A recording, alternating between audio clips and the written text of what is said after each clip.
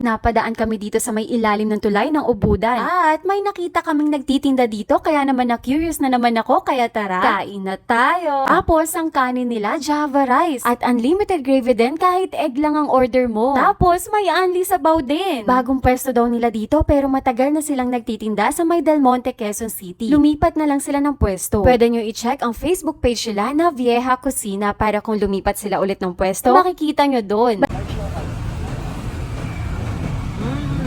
Lambot. Sarap kasi malasa din yung mismong karne niya.